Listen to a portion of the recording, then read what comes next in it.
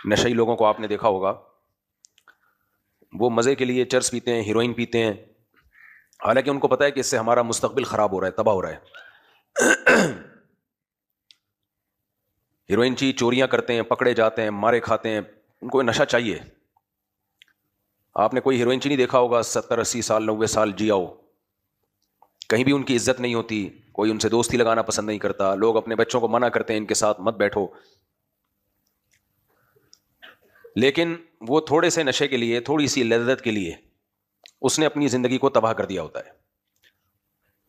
اس سے یہ بات پتہ چلتی ہے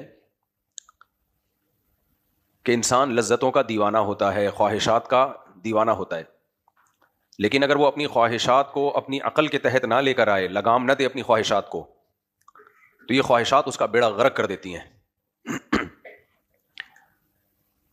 بہت بڑا مسئلہ یہ ہے کہ پہلے زمانے میں لوگ دین کا مطلب یہ سمجھتے تھے کہ اپنی خواہشات کو کنٹرول کیا جائے، یہ دین کا مفہوم تھا، تبھی روزہ رکھا کرتے تھے۔ روزے سے خواہشات پوری ہوتی ہیں یا خواہشات کی قربانی دینی پڑتی ہے؟ روزے میں قربانی دینی پڑتی ہے، کھانا پینا چھوڑ دیتا ہے آدمی۔ لوگ تہجد کی نماز پڑھا کرتے تھے، تہجد کی نماز سے خواہش پوری ہوتی ہے یا نیند کی قربانی دینی پڑتی ہے؟ یہ مذہب کا تصور یہ تھا، قربانی۔ لوگ صدقات و خیرات کیا کرتے تھے، غربا مساکین کو کھلانا۔ تو بتاؤ، پیسہ لینے میں قربانی ہے یا پیسہ دینے میں قربانی ہے؟ بولو نا، دینے میں قربانی ہے نا، دیتے تھے۔ تو بوڑھے ماں باپ کی خدمت کیا کرتے تھے، اور بھی مسائل تھے، جلد نکاح کیا کرتے تھے، اپنے آپ کو ذمہ داریوں میں ڈالا کرتے تھے، نسل بڑھایا کرتے تھے تاکہ ذمہ داریاں ہوں، یہ اللہ کی مخلوق ہے، اس کو ہم پالیں۔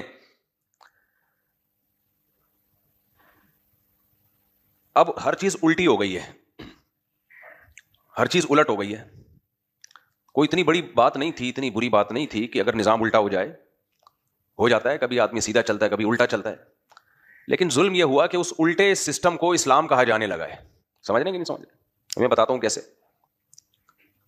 الٹا چلنا شروع ہو گئے، اور اس الٹے چلنے کو کیا کہنا شروع کر دیا؟ مذہب اور اسلام۔ بہت سے مذہبی لوگ بالکل الٹے چل رہے ہیں، لیبل اس پہ کیا لگایا ہوا ہے؟ اسلام کا۔ اسلام میں کیا تھا؟ خواہشات کی قربانی، برداشت۔ آج کل کیا چل رہا ہے؟ اسلام میں روزہ تھا نا، کیا خیال ہے؟ نبی صلی اللہ علیہ وسلم نفلی روزے بہت رکھا کرتے تھے، پیر جمعرات کا رکھتے، بعض دفعہ رکھنے پہ آتے، رکھتے چلے جاتے۔ مذہبی لوگوں میں چل رہا ہے کھانا پینا۔ کیا چل رہا ہے؟ بولو بھائی، کھانا اور پینا۔ روزہ مارکیٹ سے کیا ہو گیا؟ شارٹ۔ مذہب کے نام پہ اتنا کھایا جا رہا ہے، کھلایا جا رہا ہے، کھایا جا رہا ہے، کھلایا جا رہا ہے، اور کھا بھی کیا رہے ہیں جس کو مذہب بالکل پسند نہیں کرتا؟ وہ چیزیں کھا رہے ہیں جو موٹاپا پیدا کرتی ہیں۔ 2 حدیثیں ہیں موٹاپے کے خلاف، میں اکثر بیان کرتا رہتا ہوں، یاد رکھ لیں۔ ایک یہودی کا نبی صلی اللہ علیہ وسلم نے بڑا پیٹ دیکھا، یہودی عالم تھا۔ آپ نے فرمایا کیا تورات میں نہیں لکھا کہ اللہ کو بڑے پیٹ سے نفرت ہے؟ کما قال صلی اللہ علیہ وسلم۔ لیکن یہ وہ بڑا پیٹ ہے جو کھا کھا کے ہوا ہے، جو نیچرلی ہوتا ہے وہ مراد نہیں ہے۔ صحابہ میں بھی بہت سے صحابہ بھاری جسم کے تھے، یہ ہر بیان میں یہ وضاحت دینی پڑتی ہے، لوگ میرا ورنہ کلپ بنا کے چلا دیتے ہیں۔ کچھ لوگ قدرتی طور پر بھاری جسم کے ہوتے ہیں، کم کھا کے بھی موٹے ہوتے ہیں، تو وہ تو اللہ کی طرف سے۔ کچھ لوگ پیدائشی معذور ہوتے ہیں کہ نہیں ہوتے؟ لیکن ایک آدمی اپنے آپ کو خود لنگڑا کر دے تو دونوں میں فرق ہوگا کہ نہیں ہوگا؟ کچھ پیدائشی نابینا ہوتے ہیں یا بعد میں کسی بیماری سے نابینا ہو گئے، اور ایک اپنی آنکھیں پھوڑ کے نابینا کر دے، گناہ ہے کہ نہیں ہے؟ کچھ ہیں حادثاتی موت ہوئی، مر گئے، تقدیر کا حصہ۔ کچھ ایسے ہوتے ہیں جو اپنے آپ کو خود مار دیتے ہیں، یہ تو حرام موت ہے۔ تو ایسے ہی کچھ نیچرلی قدرتی طور پہ بھاری جسم کے ہوتے ہیں، یا پہلے دبلے تھے، کوئی بیماری آئی موٹے ہو گئے، یہ تو قدرت کی طرف سے ہے۔ کچھ ایسے ہیں جو کھا کھا کے کیا ہوتے ہیں بھائی؟ بولتے ہو نہیں ہو؟ موٹے۔ موٹا پیٹ، سڑک پہ لیٹ، گاڑی آئی پھٹ گیا پیٹ۔ ہم بچپن میں نا ایسی چیزیں بہت یاد ہوتی ہیں بچوں کو، بچوں کی بچپن میں انٹرٹینمنٹ یہی تھی ہماری، تو ہمارے زمانے میں۔ اب تو پتہ نہیں کیا کیا چیزیں مارکیٹ میں آ گئی ہیں۔ آج جو میرا آتا ہے ڈیڈی کی برات ہے، وہ نہیں آگے نہیں، وہ پورا نہیں سناؤں گا، مزے میں سنانے کا نہیں ہے وہ۔ تو قدرتی طور پہ تو ایک الگ بات ہے، لیکن ہمارے ہاں جو موٹاپا ہے مذہبی لوگوں میں، دیکھو کوئی زیادہ کھا رہا ہے نا، مجھے اس سے تکلیف نہیں ہے، کھاؤ، موٹے بھی ہو جاؤ، مذہب کا لیبل مت لگاؤ خدا کا واسطہ، سمجھ رہے ہو؟ مذہب میں کھانا نہیں ہے. ہمارا مذہب بھوکا رہنا سکھاتا ہے. میں نے بہت تلاش کیا کوئی کھانے کی فضیلت پہ کوئی حدیث آ جائے. آپ کہہ سکتے ہو قرآن میں آتا ہے کلو واشربو, کھاؤ اور پیو. بھائی یہ امر اباحت کے لیے, اباحت سمجھتے ہو حلال ہے. مشرکین مکہ نے بہت سی چیزوں کو حرام کیا ہوا تھا, تو اللہ نے بتایا کہ وہ حرام نہیں ہے. یہ ترغیب کے لیے نہیں کہ کھاؤ, جب بھوک لگ رہی ہے تو کھا لو, نہیں لگ رہی تو مت کھاؤ. قرآن کی وہ تفسیر معتبر ہوگی جس پہ نبی نے عمل کیا. تو نبی نے کیسے عمل کیا ان آیتوں پر؟ ساری دنیا 3 ٹائم کھا رہی ہے, آپ بھی کھائیں 3 ٹائم. اسلام نہیں ہے. اسلام کیا ہے؟ 2 ٹائم. ساری دنیا رات کو آج کل دیر سے سوتی ہے, آپ بھی سو جائیں, لیکن اسلام کا لیبل مت لگائیں. تو میں یہ نہیں کہہ رہا کہ آپ یہ کریں آپ وہ کریں, آپ مذہب کو تو خدا کا واسطہ صحیح رہنے دو میرے بھائی. مذہب کو تبدیل مت کرو, تاکہ جو مذہب پہ چلنا چاہے اس کے سامنے راستہ کلیئر ہو. بھائی یہ کام کروں گا تو میں اللہ کی نظر میں اللہ کا پسندیدہ بنوں گا. ہم کیا کر رہے ہیں؟ لڈو بھی کھا رہے ہیں, ربیع الاول کے حلوے, مانڈے, محرم کے حلیم, رجب کے کنڈے, اس کے بعد پھر رمضان میں جو افطاریوں میں اللہ تعالیٰ اور اس میں برکت دے, اتنا ماشاء اللہ کھا کے بس کھائے جا رہے ہیں. تو مذہب کیا سکھا رہا ہے؟ نبی صلی اللہ علیہ وسلم نے فرمایا بدترین برتن جس کو بھرا جائے وہ انسان کا پیٹ ہے. آپ تھال بھر لیں, دیگچہ بھر لیں, کوئی پابندی نہیں ہے. اس دیگچے سے اپنا پیٹ نہ بھریں آپ. یہ پیٹ ہے, یہ لالو کھیت نہیں ہے. کہتے نہیں یہ پیٹ ہے, لالو کھیت ہے. تو مذہب نام تھا روزہ رکھنے کا. اتنے روزے رکھے نبی صلی اللہ علیہ وسلم نے. روزے رکھنے پہ اگر میں کہتا ہوں اگر ہم لوگ یہ شروع کر دیں نا, سارے ہم سب انسان کے بچے بن جائیں گے. یہ جو مذہبی لوگوں نے, بعض مذہبی لوگوں نے, سب نہیں, جو مذہب کا غلط تصور پیش کیا ہے نا, اس کی وجہ ہے کہ خواہشات کی غلامی. تو جب پیٹ پہ کنٹرول نہیں ہے تو زبان پہ بھی کنٹرول نہیں ہے. اتنی منافرت, ہر بات کا غلط مطلب, بتنگڑ بنانا, باتوں کا آڑی ترچی کر کے پیش کرنا, کسی کی بات کے جملے کو پکڑ لینا, اس پہ میمز بنانا, یہ کیا ہے؟ زبان کنٹرول میں نہیں ہے. تو کنٹرولنگ پاور ہی جب خراب ہو گئی, اسلام نے دیکھو روزے کا حکم اس لیے دیا کہ جب بھوک اور پیاس پہ کنٹرول کر لیا تو سب چیزوں پہ کنٹرول کرنا آسان. سوچو جس کا بیوی پہ کنٹرول ہو گیا تو ریاست کیا ہے اس کے لیے؟ امریکہ کیا ہے اس کے لیے؟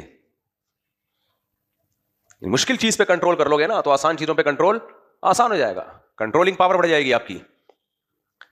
سب سے مشکل جس چیز پہ کنٹرول کرنا ہے وہ ہے خوراک, کیونکہ جب بھوک لگ رہی ہو کسی کام میں دل نہیں لگتا, پیاس لگ رہی ہو کسی کام میں دل نہیں لگتا, تو اللہ نے کہا نہیں لگے دل, اب اس میں کام کر کے دکھا سارے. نبی صلی اللہ علیہ وسلم نے ارشاد فرمایا سب سے بہتر روزہ داؤد علیہ السلام کا روزہ ہے. ہم پیغمبروں کی تاریخ پڑھتے ہیں تو اخلاق بھی نظر آتے ہیں ہمیں اس میں. آج مذہبی لوگوں میں اخلاق مارکیٹ سے کیا ہے؟ شارٹ. دیکھو فساد کی 2 قسمیں ہوتی ہیں. ایک فساد ہوتا ہے آپ دوسرے کو گالیاں دے رہے ہو, یہ پکڑا جاتا ہے. ایک فساد ہوتا ہے کسی کی بات کو لے کے بھتنگڑ بنانا, سمجھتے ہیں اردو میں لفظ استعمال ہوتا ہے. وہ کیا کہہ رہا ہے آپ اس کو کیا رخ دے کے پیش کر رہے ہو, اصل بات ہی دب جاتی ہے, کیس کی نوعیت ہی چینج. گھروں میں دیکھو نا, گھروں میں لڑائیاں کیسے ہوتی ہیں. مثال کے طور پر ایک آدمی نے گالی دی کسی کو, الو کا پٹھا کہہ دیا. اب اس نے تو اتنا ہی لفظ کہا ہے. اب بتنگڑ بنانے سے کہتے ہیں جی اس نے مجھے الو کا پٹھا کہا, پٹھا بیٹے کو کہتے ہیں, تو اس کا مطلب میرے ابا کو اس نے کیا کہا ہے؟ الو کہا ہے. اس نے تو نہیں کہا لیکن تم نے کہہ دیا. بے وقوف عوام کیا کرتی ہے کمنٹس میں, واقعی یار بڑا زبردست تجزیہ کیا بھائی, ویڈیو نہیں بنائے, لکھا ہوا ہے نا یہاں پہ, بڑا زبردست تجزیہ کیا ہے, دیکھو یار بالکل اس کا جواب چاہیے. اس کا کیا چاہیے؟ جواب چاہیے. وہ بے وقوف ہی ہوگا جو اس بات کا جواب دے گا, بے وقوف ہی ہوگا. تو یہ صرف گھروں میں نہیں ہوتا, یہ ممبروں پہ بھی ہوتی ہیں یہ سب چیزیں. یہ سیاسی لوگوں میں بھی ہوتی ہیں, صحافیوں میں تو ہول سیل کے حساب سے ہوتی ہیں. صحافی لوگ اللہ ماشاء اللہ چند ایک کے سوا زیادہ تر کیا کرتے ہیں, وہ ایک مائنڈ سیٹ بناتے ہیں لوگوں کا, پھر اسی پہ گھما رہے ہوتے ہیں لوگوں کو, اسی پہ گھما رہے ہوتے ہیں. اس لیے میں کہتا ہوں نکلو یہاں سے, میڈیا سے, صرف کام کی بات سنا کرو, بند کر دو ورنہ اس کا پاگل ہو جاؤ گے. خیر, تو مذہب نام ہے خواہشات کو بریکیں لگانے کا. کس کا نام ہے مذہب؟ خواہشات کو بریکیں. اور آج مذہب نام بن چکا ہے خواہشات کی تکمیل کا. آپ بول رہے ہو کہ واہ واہ واہ, خواہشات کو بریکیں لگانا مذہب, اور خود بولتے ہو 4 شادیاں کرو. تو خواہشات کو بریکیں کہاں سے لگ رہی ہیں؟ کر کے دیکھ لو پتہ چل جائے گا, کر کے دیکھ لو پتہ چل جائے گا. لوگ کہتے ہیں نا عیاشی ہے, 2 شادیاں عیاشی ہے, تو کر لو نا. تو میرے بھائی اگر یہ عیاشی ہوتی نا تو یہ عیاشی نہیں ہے, تو خواہشات کی کنٹرولنگ ہے کہ آپ ذمہ داریاں اٹھاؤ. خیر, تو مذہب میں روزہ ہے, مذہب میں کھانا پینا نہیں ہے, ضرورت کے وقت کھانا پینا ہے. اور میں نے مثال دی تھی کہ مذہب کہتا ہے کہ بھائی تہجد پڑھو. ہمارے یہاں 12 بجے لوگ ماشاءاللہ فجر بھی نہیں پڑھ رہے, تہجد تو بہت دور کی بات ہے. تو نہیں پڑھو کوئی بات نہیں, لیکن لیبل تو نہ لگاؤ نا اس کو دین اور مذہب کا. وہ کیا رہا ہے, جلسے میں گئے ہیں جی, اور جلسہ بھی مذہب ہی ہو رہا ہے, دینی جلسہ ہو رہا ہے, اور فجر کی نماز شارٹ ہو رہی ہے. کیا خیال ہے؟ بہت جگہوں پہ ہوتا ہے. تو دین کے نام پہ آپ فجر شارٹ کیسے کر سکتے ہو بھائی؟ جلسہ زیادہ ضروری ہے یا فجر کی نماز زیادہ ضروری ہے؟ فجر زیادہ ضروری ہے. حضرت عمر رضی اللہ تعالیٰ عنہ کے دور میں کسی صحابی نے فجر کی نماز میں نہیں تھے، تو حضرت عمر نے پوچھا، تو کسی نے ان کے خادم نے بتایا تہجد بہت لمبی پڑی ہے تو تھک گئے تھے. حضرت عمر نے فرمایا میں ساری رات سوتا رہوں اور فجر نہ پڑھوں، فجر پڑھ لوں، یہ مجھے زیادہ محبوب ہے کہ ساری رات تہجد میں گزاروں اور فجر کی جماعت چھوڑ دوں. تو پہلے فرائض واجبات ہیں نا. کیا خیال ہے؟ قرآن خوانیوں پہ زور ہے، حلوے مانڈوں پہ زور ہے، دیگوں پہ زور ہے. تیسری چیز خواہشات کی قربانی ہوتی ہے مال دے کے، صدقہ خیرات کر کے. آج کل لینے کو زیادہ فوکس کیا ہوا ہے، دینے کو کم. مانگنے والے آپ کو مارکیٹ میں ہول سیل کے حساب سے ملیں گے. مذہبی لوگ چندہ مانگ رہے ہوتے ہیں، ٹھیک ہے ضرورت کے وقت مانگا جائے، لیکن اپنا بھی تو لگاؤ. بعض مولویوں کو میں نے دیکھا، سب کی بات نہیں کر رہا، میجورٹی میں الحمدللہ خیر غالب ہے، ساری زندگی لے رہے ہوتے ہیں، جس مسجد کے لیے چندہ لے رہے ہوتے ہیں اپنا ایک دھیلا نہیں لگا ہوتا اس کے اوپر. سمجھ رہے ہو کہ نہیں سمجھ رہے؟ اپنا ایک دھیلا نہیں خرچ ہو رہا ہوتا. ساری زندگی رشتہ داروں پہ خرچ کرنے کے فضائل سنائے، اپنا ایک روپیہ خرچ نہیں ہو رہا. لے رہے ہیں. آپ رشتہ دار کو حدیث سناؤ، دیکھو رشتہ داروں پہ خرچ کرنے میں اتنا ثواب ہے لہذا مجھے دو، مجھ پہ خرچ کرو اتنا ثواب ہے. نا نا نا نا. آپ جب رشتہ داروں پہ خرچ کرنے کی فضیلت سناؤ گے تو خرچ کرو. آپ ہم سنا رہے ہوتے ہیں اپنے فیور میں لینے کے لیے. ہم جب اسلام کا سہارا لیتے ہیں نا تو وہ حدیثیں ہمیں یاد ہوتی ہیں جو ہمارے فیور میں جا رہی ہیں. پڑوسیوں کے حقوق کا مطلب یہ ہوتا ہے کہ پڑوسی میرے حقوق دے. جب ہم پڑوسی کو حدیث سناتے ہیں کہ پڑوسیوں کے حقوق والی، تو مقصد کیا ہوتا ہے؟ حقوق دینا نہیں ہوتا، اس سے حقوق بولو نا لینا ہوتا ہے. سمجھتے ہو کہ نہیں سمجھتے؟ اسلام میں تو صدقات و خیرات ہیں. ہمارے نبی صلی اللہ علیہ وسلم نے اپنی ازواج کا کیا ذہن بنایا تھا؟ 1 سال کا آپ راشن دیتے، وہ راشن صبح سے بٹنا شروع ہوتا شام تک خالی ختم. یہ سخاوت تھی. تو پہلا مسئلہ ہمارے ساتھ یہ ہوا کہ ہم نے خواہشات کو دین بنا لیا. کھانا پینا، شادی بیاہوں میں دیکھو کیا ہو رہا ہے، اتنا کھایا جا رہا ہے، اتنا کھایا جا رہا ہے. اچھا، اللہ کے نبی صلی اللہ علیہ وسلم کو سستی پسند تھی یا چستی؟ آج مذہبی طبقے میں، بلکہ سب میں ہی، پورے ملک میں ہی لوگوں کی طبیعت میں چستی زیادہ ہے یا سستی زیادہ ہے؟ آپ کہیں گے کہاں سست ہیں بھائی، اتنے ایکٹیو قوم ہے ماشاءاللہ. اتنی ایکٹیو ہے کہ وہ خاتون کا بچہ گٹر میں بیچاری کا بیٹا گر گیا. قریب دکان والوں کو یہ خیال پہلے آ جانا چاہیے تھا کہ حکومت ڈھکن نہیں لگا رہی، ہم ہی لگا دیں. کیا خیال ہے بھائی؟ اس سے بڑی کوئی سستی ہو سکتی ہے کہ آپ کے قریب میں، اور یہ ایک دکان کی بات نہیں ہے، اکثر کا یہی حال ہے. ڈھکن کھلے ہوں گے تو کوئی پڑوسی کو اتنا نہیں ہوگا کہ یار تم لگا دو ڈھکن. بھائی ہم چست ہیں یا سست، اس کے لیے کوئی بہت زیادہ ڈیپ میں جانے کی ضرورت نہیں ہے. ہم لوگوں کی باڈی کے اسٹرکچر کو دیکھ لیا جائے. چست آدمی کی باڈی کیسی ہوتی ہے؟ بولو بھائی، یوں ہوگی، یوں ہوگی، یوں ہو جائے گی. سست کی باڈی کیسی ہوتی ہے؟ یوں. کیا خیال ہے؟ اوپر سے یوں، نیچے سے پھیلتی پھیلتی پھیلتی. میں بتا رہا ہوں بار بار، جو قدرتی طور پر اللہ کی طرف سے ہیں وہ تو ایک الگ بات ہے بھائی، وہ تو اللہ، جسم کون بناتا ہے؟ اللہ. میں وہ بتا رہا ہوں جو سستی کی وجہ سے موٹا ہو گیا ہو. کچھ قدرتی موٹے ہوتے ہیں، کچھ سستی کی وجہ سے موٹے ہوتے ہیں. نئے نئے لوگ بھی آ رہے ہیں نا، ان میں کچھ موٹے بھی آ رہے ہیں، تو وہ ناراض نہ ہو جائیں. تو وہ بھائی وہ قدرتی طور پر اللہ نے بنا دیا. صحابہ میں بعض بھاری جسم والے تھے، تابعین میں. میں اپنی دادی کے قصے سناتا ہوں نا مزے سے. میری دادی بہت بھاری جسم کی تھیں لیکن بہت تھوڑا کھاتی تھیں. بس چائے کا شوق تھا ان کو، لیکن وہ تو نیچرلی، وہ کہتے ہیں بچپن سے ہی ایسے ہیں. 85 کے بعد ان کی عمر رک گئی تھی، 90-95 ہو گئی ہوگی، لیکن انہوں نے اپنے آپ کو کہنا 85 کا ہی تھا. تو بھاری جسم قدرتی طور پر بہت سے علماء کا ہے، لیکن سستی کی وجہ سے بھی موٹاپا. ہمارے ہاں زیادہ موٹاپا قدرتی طور پہ نہیں ہے. کس کی وجہ سے ہے؟ سستی. سمجھ رہے ہو؟ خوراکیں آپ دیکھ رہے ہو نا، دو دریا پہ جا کے جو کھا رہے ہوتے ہیں، ایسا لگتا ہے 2 گھنٹے جم سے نکل کے آئے ہیں، یہ بہت ویٹ اٹھایا، یا کوئی ٹریکٹر چلایا انہوں نے، یہ ہل چلایا ہے. سو کے اٹھیں گے اور اتنے اتنے بکرے جا کے کھا جائیں گے. کہتے ہیں ڈاکٹر کہتے ہیں پروٹین لو. ڈاکٹر ایسے آدمی کو پروٹین کھانے کا نہیں کہتے جو سو کے اٹھے اور کھا جائے. ماہرین کہتے ہیں ہم جب 1 آدھ انڈا کھاتے ہیں نا، 1 یا 2 انڈے کھاتے ہیں، تو تیسرا ہماری باڈی کو لگتا ہی نہیں ہے. سمجھ رہے ہو؟ وہ تیسرا انڈا جب لگے گا جب آپ نے کوئی خوب ایکسرسائز کی ہو، ورنہ وہ 6 بھی کھا لو گے نا انڈے، وہ لیور پہ بوجھ ہی بنیں گے اور کچھ بھی حاصل نہیں ہوگا. کھائے جا رہے ہیں، کھائے جا رہے ہیں، کھائے جا رہے ہیں. میں جب لوگوں سے ملتا ہوں تو سب سے پہلے، ہر شخص کی عادت ہے، سب سے پہلے اس کی باڈی کو دیکھتا ہے نا ہر شخص، تو اندازہ ہو جاتا ہے یہ سست ہے یا چست. میرے سستی پہ بہت سارے بیانات ہو چکے ہیں. لوگ مجھے کہتے ہیں ہم دین کی باتیں سننے کے لیے آتے ہیں, اب کیا یہ سستی چستی لے کے بیٹھ جاتے ہو, کھانا پینا, حلوے مانڈے کم کھاؤ, ورزش کرو, یہ کیا لے کے بیٹھ جاتے ہو؟ ہم یہ سننے کے لیے آئے ہیں. دیکھو جو آدمی سست ہوتا ہے نا, جو پھوڑتا پھاڑتا رہتا ہے, سست ہوتا ہے, خواہشات کا غلام ہوتا ہے, وہ مذہب پہ چلنے کا تصور بھی دماغ سے نکال دے. وہ مذہب کو بدنام تو کر سکتا ہے, یہ مذہب کی پہلی سیڑھی ہے, سمجھ رہے ہو, یہ پہلی سیڑھی ہے. اس کے بعد آدمی مذہب پہ چلنے کے لیے خواہشات کو بھی قربان کرنا پڑتا ہے, سستی کو بھی قربان کرنا پڑتا ہے. ہمارے ہاں ہو یہ رہا ہے, مختلف تنظیموں کے ذریعے, مختلف تحریکوں کے ذریعے لوگوں کو دیندار بنانے کی تو کوشش کی جا رہی ہے کہ یہ مت کرو, یہ کرو, لیکن اس کی جو بنیادی کی ہے کہ پہلے چست تو بناؤ, باڈی کو ایکٹیو تو بناؤ, وہ اس پہ محنت نہیں ہو رہی.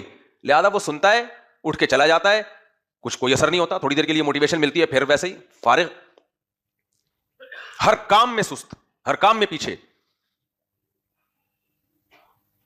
سست آدمی ماں باپ کی خدمت کرے گا؟ سست لڑکا, آپ نے دیکھا ہوگا نا گھروں میں کچھ سست ہوتے ہیں, پوستی لڑکے, نوجوان, کچھ ایکٹیو ہوتے ہیں, جو کام بولو ٹھک کر کے گئے, فوراً کیا انہوں نے. کرتے ہیں کہ نہیں کرتے؟ اولادوں میں نظر آ رہا ہوتا ہے نا, یہ بیٹا ہے, اس کو کوئی کام بولو ٹھک کر کے بھاگتا بجائے گا, اچھلتا کودتا چھلانگتا خوشی خوشی کرے گا. دوسرا, اس کو جب کام کا بولو تو پیشانی پہ ایسے سلوٹیں آتی ہیں جیسے قیامت کا اعلان ہونے والا ہے.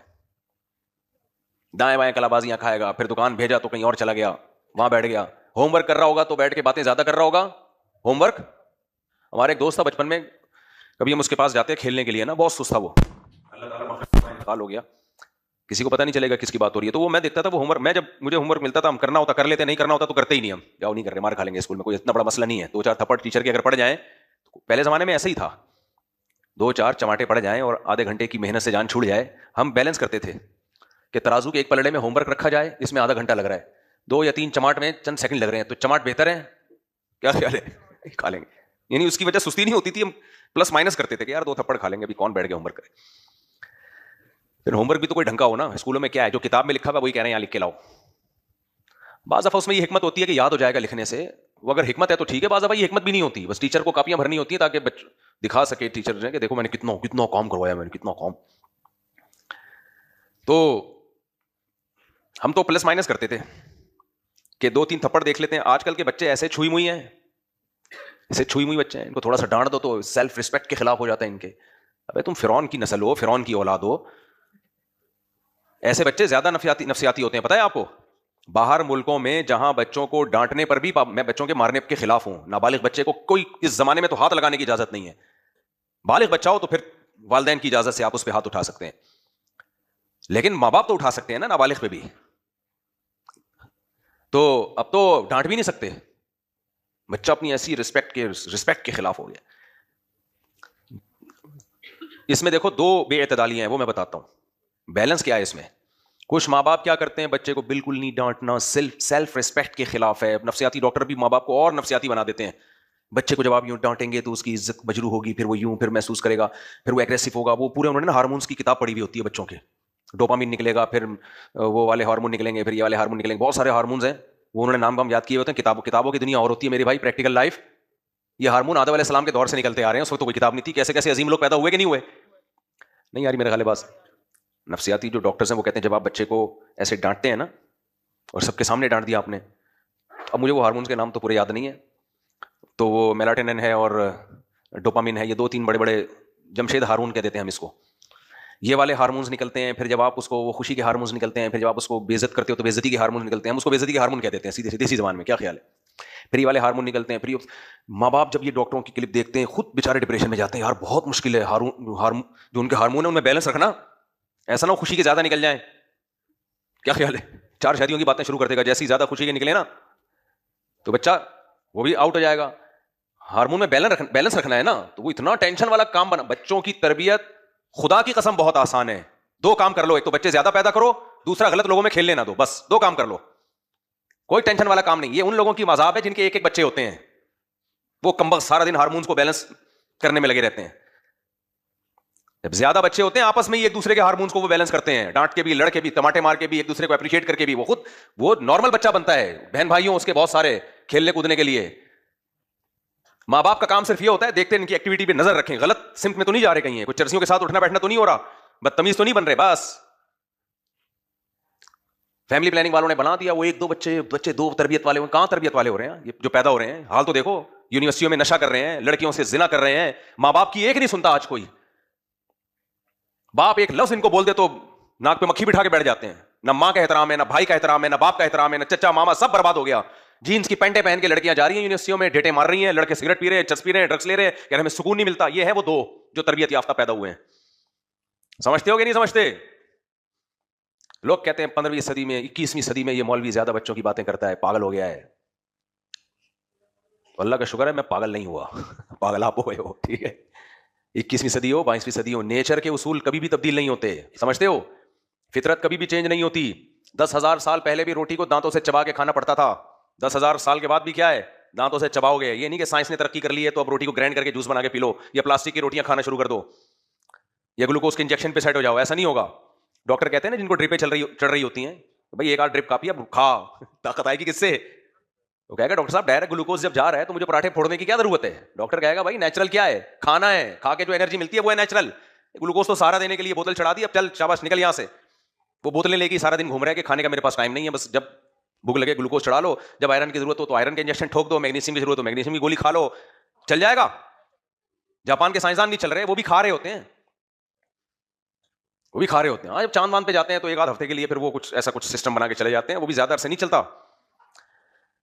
تو جیسے میرے بھائی انسان کی باڈی چینج نہیں ہوئی ہے, وہ صدیوں سے ایک ہی جیسی ہے اور اس کی ریکوائرمنٹ وہی ہے جو پہلے تھی, اسی طرح انسان کی جو روحانی تسکین کی چیزیں ہیں, مینٹل گروتھ کے لیے جو چیزیں چاہیے وہ بھی چینج نہیں ہوئی ہیں. تو بچے کو بچے چاہیے, بچے کو نفسیاتی ڈاکٹر نہیں چاہیے, سمجھتے ہو؟ سائیکیٹرسٹ اور سائیکولوجسٹ نہیں چاہیے ٹریننگ کے لیے. بچے کو کیا چاہیے بولو نا؟ بچہ. بچے کے ساتھ اس کا قریب العمر, زیادہ عمر میں فاصلہ ہوگا تو وہ ڈسٹرب ہوگا. کھیلنے کودنے کے لیے اسی جیسے 8-10 بچے چاہیے, اسی جیسے چاہیے بچے. مارے پیٹے ایک دوسرے کو کچھ نہیں ہوتا. کہتے ہیں بچے ایسے نہیں ادھم مچاتے ہیں گھر میں, یہی تو بچے ہیں, مزہ تبھی تو ہے گھر میں ادھم مچائیں. وہ کوئی گھر ہے جس میں ایک چیز ایک کپ رکھا ہوا تھا 1 سال پہلے, 1 سال کے بعد بھی وہیں رکھا ہوا ہے, الٹا رکھ دیا تو الٹا رکھا ہوا ہے, سیدھا رکھ دیا تو بولو, یہ تو ڈپریشن ہے بھائی, مر جاؤ گے تھوڑے دنوں میں. ایسا ڈسپلن جاپان میں ہے, تبھی آدھے لوگ خودکشی کر کے مرتے ہیں. میں نہیں کہہ رہا گھر میں ڈسپلن کو ختم کر دیں آپ, لیکن بچے جو ڈسپلن کو خراب کرتے ہیں وہ ٹائٹ کام ہو جاتا ہے, وہ مزہ والا کام ہوتا ہے. بڑے خراب کریں تو پھر ذرا غلط ہے. تو ڈوپامین اور مختلف قسم کے جو ہارمونز ہیں, آج کل ہمارے جو سائیکالوجسٹ ہیں وہ بچوں کی, میں جب یہ دیکھتا ہوں نا سائیکالوجسٹ کو بچوں کی تربیت کے حوالے سے بات کر رہے ہوتے ہیں تو مجھے خیال ہوتا ہے ان کے اپنے بچے تو ہیں نہیں بیچاروں کے. دوسرا یہ پڑھ کے آئے ہیں باہر ملکوں سے, انگریزوں, ان کے کم بختوں کے بچے ہی نہیں ہوتے.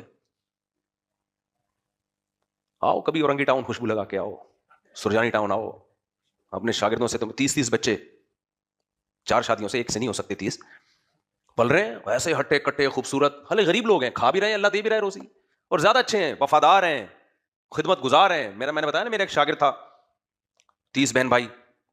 میرا ایک شاگرد, میں جب پڑھاتا تھا, ابھی بھی پڑھاتا ہوں لیکن یہ واقعہ پرانا ہے, 2006 کی بات ہوگی. ایک میرا شاگرد ماشاءاللہ ایسا خوبصورت ہٹا کٹا پٹھان بچہ. میں نے کہا کتنے بہن بھائی ہو؟ کہتے ہیں ہم لوگ 30 ہیں. یہ اس وقت کی رپورٹ ہے 2006. اب ظاہر ہے تقریباً 20 سال ہو گئے, رپورٹ چینج ہو چکی ہوگی. لوگ مجھ سے کہتے ہیں نا آپ کے کتنے بچے ہیں؟ کہتے ہیں 19 ہیں, لیکن رپورٹ چینج ہو سکتی ہے. اس کو حرف آخر نہ سمجھیں. یہ میں اتنا اس لیے نہیں کہتا شو مارنے کے لیے, تمہارے دماغوں میں جو فیملی پلاننگ والوں نے بھوسا بھر دیا ہے نا, اس کو کھرچ کے نکالنا پڑے گا. تب یہ بار بار بولنا پڑے گا. یہ ایسا سوسائٹی کو خراب کیا ہے. نسل کم ہونے سے صرف نسل کم ہونے کا نقصان نہیں ہے, مذہب کا بیڑا غرق, کلچر کا بیڑا غرق, زنا پھیلے گا سوسائٹی میں. خاندان بڑا ہوتا ہے, وہ گرفت اس کی مضبوط ہوتی ہے. بہت سی چیزیں آدمی فیملی اور خاندان کی وجہ سے نہیں کرتا. انگریزوں میں خاندان ہی نہیں ہے, سب آزاد, جو مرضی کرو, کوئی تانا دینے والا ہی نہیں ہے. ہمارے یہاں تو بھائی کا ڈر, بہن کا خوف, باپ کا خوف, چاچے کا خوف, مامے کا خوف. سارے چاچے مامے ہی مارکیٹ سے کیا کر دیے, شارٹ. خوف ہی نہیں ہے. پھر ان کی ذمہ داریاں سنبھالتا ہے انسان, اس کی گردن پہ ذمہ داریاں آتی ہیں, محبتیں بڑھتی ہیں. انسان سب سے زیادہ پتہ ہے, انسان کی ٹینشن کو ریلیز کرنے میں سب سے جو خوشی کے ہارمونز ریلیز ہوتے ہیں نا, سب سے زیادہ وہ پراٹھوں سے نہیں ہوتے. میں تو وہی مثال دوں گا نا جس سے مجھے خوشی کے ہارمون ملتے ہیں, وہ پراٹھوں سے ملتے ہیں. صبح بھوک لگ رہی ہے اور اچھے سے پراٹھے ہوں. لیکن حقیقت پتہ ہے کیا ہے, اس سے بھی زیادہ خوشی انسان کو ملتی ہے مضبوط ریلیشن سے, محبت کا بھوکا انسان. ابھی کل ایک تصویر شائع ہوئی تھی جاپان کے بڈھوں کی, ہائے ہائے دیکھ کے کانوں کو ہاتھ لگانے کا دل چاہ رہا تھا. یہ وہ سائنٹسٹ تھے جو انہوں نے پتہ نہیں کون کون سے سیارے فتح کرنے کا سوچا ہوا ہے. بیچارے ریٹائرمنٹ کے بعد ان کی حالت تو دیکھو یار, پڑا ہوا ہے, کوئی بڈھا ادھر رال ٹپک رہی ہے, کوئی صاف کرنے والا نہیں ہے, اکیلا رینٹ پہ بندہ بلا رہا ہے میری تنہائی دور کرے. اتنا بھیانک چہرہ ایک سوسائٹی کا یار. اس سے تو ہمارا اورنگی ٹاؤن والا اچھا ہے, پٹیل پاڑا والا اچھا ہے. کھیلتے کودتے زندگی گزرتی ہے, بڑے ہو جاتے ہیں, ٹماٹر کا ٹھیلا لگا لیتے ہیں, کوئی بات نہیں, خوش تو ہیں. تو وہ میں بات کر رہا تھا اس پہ نا کہ وہ ہم بیلنس کرتے تھے کہ ہوم ورک کر لیا تو آدھا گھنٹہ لگے گا, پونا گھنٹہ لگے گا, ٹینشن زیادہ ہے, اور دو چماٹ, ہاں جب زیادہ ہونے لگتا تھا ٹیچر کا تو پھر ہم کہتے ہیں اب کر لو بھائی, اب وہ والا بیلنس کیا, وہ ترازو کا وہ والا پلڑا بھاری ہوتا جا رہا ہے. صحیح ہے. تو اس سے میں بتا رہا تھا کہ بچوں کی تربیت میں بھی نا اعتدال, وہ اعتدال کیا ہے. کچھ لوگ تو بے تحاشا مار پیٹ کرتے ہیں, یہ بہت غلط ہے, یہ حرام بھی ہے, جائز بھی نہیں ہے. آپ کیا سمجھتے ہو آپ کی اولاد ہے تو آپ اس کو تانے دو گے, طنز کرو گے تو کیا قیامت میں آپ سے سوال نہیں ہوگا؟ نا بھائی, یہ تو غلام کے ساتھ نہیں آپ کر سکتے, تو اولاد کے ساتھ کہاں سے کرو گے؟ حضرت مفتی محمد شفیع صاحب رحمہ اللہ تعالیٰ کی سوانح میں حضرت مفتی تقی عثمانی صاحب نے لکھا ہے کہ میرے والد صاحب, غالباً حضرت مفتی تقی صاحب نے لکھا ہے یا کسی اور عالم نے, مجھے یاد نہیں, کہ مفتی محمد شفیع صاحب رحمہ اللہ تعالیٰ اپنے بچوں کی تربیت کیسے کرتے تھے. کہتے ہیں جب میں نے ان کو تھپڑ لگانا ہوتا تھا تو غصے کی حالت میں نہیں لگاتا تھا. بچوں کی کسی غلطی پر کہتے ہیں جب مجھے غصہ آتا تھا تو اس وقت ان کو سزا نہیں دیتا تھا, کیونکہ جب آپ کو غصہ آ رہا ہو اور اس وقت آپ سزا دیتے ہو تو اس میں سزا کے بجائے اپنے غصے کا عنصر زیادہ شامل ہوتا ہے, اپنی انتقام کا جذبہ زیادہ ہوتا ہے, اس میں زیادتی ہو جاتی ہے. یہ نہیں کہ سزا ہی نہیں دیتے تھے, نا نا نا نا نا, ہمیں جو یورپ اور گوروں سے جو ذہن بن رہا ہے نا وہ یہ کہ سزا ہی نہیں دو, ڈانٹو ہی نہیں, مارو بھی نہیں کبھی بھی, یہ ذہن بن رہا ہے. بھائی یہ غلط ہے. یہ بھی نہیں ہے کہ آپ کو غصہ آ رہا ہے اور آپ اپنا غصہ ٹھنڈا کرنے کے لیے مار رہے ہو ان کو, اتنی غلطی نہیں ہے جتنا آپ مار رہے ہو. بہت سے خاندانوں میں ایسا ہوتا ہے, مارے جا رہے ہیں, کوٹے جا رہے ہیں جنگلیوں کی طرح, جیسے جانوروں کو مارا جاتا ہے. جانور کو مارنا حرام ہے اس طریقے سے تو بھائی. اور بات کیا ہوئی ہے, ہاتھ سے کب ٹوٹ گیا, یہ بات ہوئی ہے جی. چائے کا کب گر گیا ہاتھ سے, پانی لانے میں تاخیر کر دی, یہ چھوٹے چھوٹے کام ہوتے ہیں, اس پہ رکھ کے چماٹ لگا دیا, پھر بتا رہے ہوتے ہیں میں نے اپنے بچے کو آج رکھ کے چماٹ لگا رہا ہے. بچہ بگڑے نہ بگڑے, آپ کے بگڑے ہوئے ہونے کی بہرحال یہ دلیل ہے کہ آپ کے ابا نے آپ کی تربیت نہیں کی ہے, یہ آپ کے تو بگڑے ہوئے ہونے کی دلیل ہے. دوسرا مسئلہ کیا ہے, ہم یہ نہیں کہہ رہے کہ نہ ان کو یورپ کی طرح رکھیں, بالکل, وہ تو ڈپریشن کے وہ بچے کسی کام کے نہیں ہوتے بھائی, وہ بڑے نفسیاتی مسائل ہیں, کوئی کچھ کہہ ہی نہیں سکتا. اتنے بدتمیز بچے بازوں کے. ایک صاحب ہمارے جاننے والے گئے, ان کے پوتے کبھی ان کی پگڑی اچھال رہے ہیں, کبھی ان کی ٹوپی اچھال کے پھینک رہے ہیں, کبھی وہ کہہ رہے ہیں یار یہ کیا مذاق ہے, میں دادا ہوں. ماں باپ ڈانٹ ہی نہیں رہے کہ بیٹا یہ نانا ہے, یہ دادا ہے, تھوڑی رسپیکٹ دو ان کو. کہہ رہے میں ڈانٹوں تو بچے غصہ ہو جاتے ہیں, وہ بےچارہ بھاگ کے آ گیا وہاں سے یورپ سے, دادا. ہم تو اپنے بچپن میں اپنے ناناؤں داداؤں کو جانے نہیں دیتے تھے بھائی, ہمارے ساتھ رہیں. تو یہ وہ حشر ہے جو بالکل ڈانٹنا نہیں ہے, جو ڈاکٹروں نے, بعض ڈاکٹر, سب ڈاکٹر کی بات نہیں کر رہا بھائی, بعض اچھے ڈاکٹر بھی ہیں, لیکن وہ ڈاکٹر جو بہت زیادہ اس کلچر سے متاثر, نہیں بچے کی سیلف رسپیکٹ کیا ہوگی, خراب. سیلف رسپیکٹ نہیں خراب ہوگی, وہ فرعون بنے گا, اس میں تکبر پیدا ہوگا, اس میں اپنی تعریفیں سننے کی عادت ہوگی. بچے کو موٹیویٹ بھی کرو, بچے کے ساتھ ساتھ اس کے منہ پہ خامی بھی بیان کرو. جو بچے صرف تعریفیں ہی سنتے ہیں, بڑے ہونے کے بعد ان میں اپنی برائی سننے کا حوصلہ نہیں ہوتا. آپ ذرا سا ان کو ایک لفظ بول دو, منہ بنا کے 3 دن بیٹھ جائیں گے, وہ مجھے یہ کیوں بولا. جیسے بعض بیگمات ہوتی ہیں نا, آپ لوگ کی بیگمات کی, اپنے گھر والوں کی بات نہیں کر رہا میں, ان کے علاوہ کی بات کر رہا ہوں. آپ ذرا کچھ بات بول دیں کہ بیگم یہ جو ہے نا تمہارے اندر یہ ایک چیز ٹھیک نہیں ہے, اس کو ٹھیک, بہت رسپیکٹ کے ساتھ, اول 11 دفعہ درود شریف پڑھیں آپ, بہت تمیز کے ساتھ نا. ہوتا ہے کہ یار آپ کو پتا ہوتا ہے نا کہ اس کا ریئیکشن کیا ہوگا, اتنا خطرناک, تو غصے پہ قابو پا کے 11 دفعہ آپ نے درود شریف پڑھا, 11 دفعہ استغفار کی تسبیح پڑھ کے, نحمدہ و نصلی علی رسولہ الکریم. یہ گھروں کے حالات ہیں, یہ حقیقت یہی ہے, ہمارے اور آپ کے گھروں کے علاوہ کی بات کر رہا ہوں. تو یہی ہوتا ہے, آپ کتنی تمیز سے بیگم کو آپ ایک بات سمجھا رہے ہیں, دیکھو بیگم ایسا ہے کہ تم تھوڑا سا خرچہ زیادہ کر رہی ہو, یا بچوں کو جلدی سلا دیا کرو, کوئی بھی, وہ تو بیسیوں باتیں ہوتی ہیں. پھر دیکھو آپ 6 مہینے معافی مانگتا رہے گا کہ میرا یہ مطلب نہیں تھا, میں تمہاری بے عزتی نہیں کرنا چاہ رہا تھا, میں یہ سمجھانا چاہ رہا تھا, میں وہ سمجھانا چاہ رہا تھا. اتنی لمبی تفصیل, آپریشن رد الفساد. دیکھو جو گھر چلانے والے مرد یا عورتیں ہوتی ہیں, یا مرد ہوتے ہیں, یا لوگ ہوتے ہیں محلے میں یا کمیٹی, اگنور کرنا جانتے ہیں, ہو گیا بس, کسی نے کہہ دیا مجھے. آپ میرے دوستوں سے پوچھ لو کتنے میرے ایپ بتاتے رہتے ہیں میرے منہ پہ. رفیع بھائی تو پوری رپورٹیں پیش کرتے ہیں, میرے ایپ نہیں, یعنی کوئی جو بات ہے کہ یہ کوئی بیان میں ایسی بات ہو رہی ہے, میں نے ان کو اجازت دی بھی ہے, کیا خیال ہے, بولو یار, ہاں میں ٹھیک کر لوں تو صحیح ہے, نہیں کروں تو پھر بار بار نہیں بولتے رہو اس کو. سارے مسائل دنیا میں تھوڑی ٹھیک ہوں گے, کیا خیال ہے, تھوڑا سا غلط بھی برداشت کرنا پڑتا ہے. تو میں نے اپنے دوستوں کو بولا بھائی کوئی لفظ ہو بتا دو یار, کوئی بات غلط ہو گئی ہو, یا کوئی میرے اندر خرابی ہو بتا دیا کرو, منہ سے پھوٹ دیا کرو. پھوٹتے رہتے ہیں صبح شام, آپ نے یہ کیا, آپ نے وہ بیان کیا, آپ نے یوں کیا, آپ نے یوں کیا. میں نے کوشش کی ہے بھائی اپنے آپ پر غصہ نہیں آنے دوں گا, غصہ نہیں آنے دوں گا, بول لو یار. ایک جگہ میرا بیان ہوا، کسی نے کہا یہ اتنی بڑی محفل میں آپ نے ایسا بیان کر دیا تو کرنے کا ہی نہیں ہے، وہ یہ بڑا زبردست انہوں نے وہ. میں نے کہا اچھا کیا آپ نے بول دیا، اب کرنے کا ہے یا نہیں یہ فیصلہ تو میں خود کروں گا، لیکن آپ نے اپنی رائے دے دی، یہ اچھا کیا. کیونکہ انسان اپنی تعریفیں سن سن کے جتنا برباد ہوتا ہے نا، اس سے زیادہ کسی چیز سے برباد نہیں ہوتا. بڑے بڑے مولانا ہوں یا مفتی ہوں یا بزرگ ہوں، میں وہ جلدی سے بات کو سمیٹتا ہوں. میں کہہ رہا تھا اس میں بیلنس نہیں ہے تربیت میں. آج کل تربیت میں کیا نہیں ہے؟ بیلنس نہیں ہے.